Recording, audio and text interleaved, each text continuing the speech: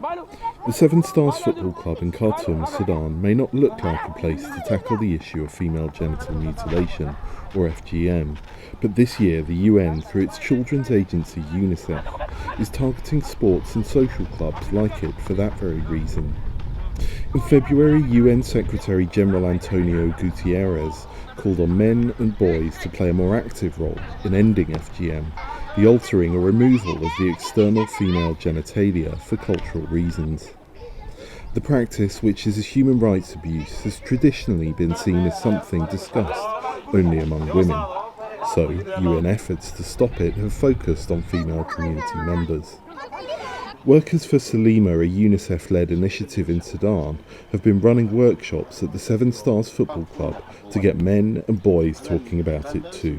Most of the misunderstandings come from older people. They think that circumcision is good to diminish sexual desire, but people are born with genitals intact. God has created us like this, so why complicate things?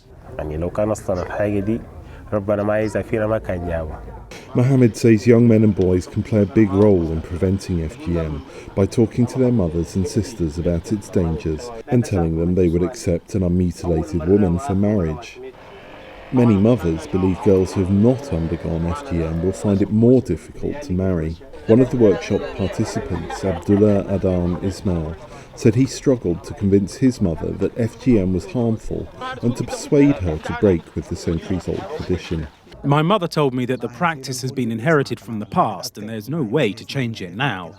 I told my father this is wrong and he was very understanding, so when he talked to her to convince her, she was listening very carefully. According to the World Health Organization, 87% of Sudan's females aged 15 to 49 live with FGM. The UN is hoping to end the practice by 2030.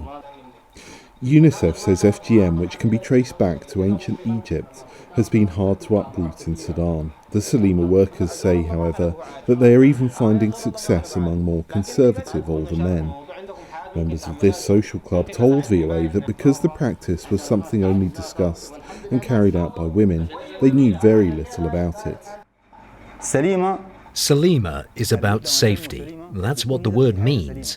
And safety is about how the girl herself can be safe without circumcision or being forced to marry under 18. Amel Salih, a child protection officer for UNICEF, says a big part of the project's success is the targeting of sports and social clubs.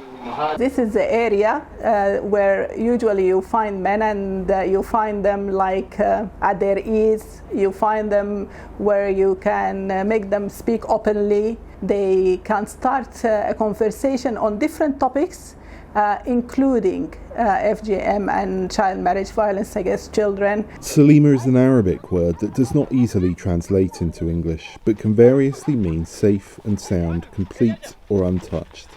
In the communities VOA visited, it has caught on as a way to describe women who have not suffered from FGM. Henry Wilkins for VOA News, Khartoum, Sudan.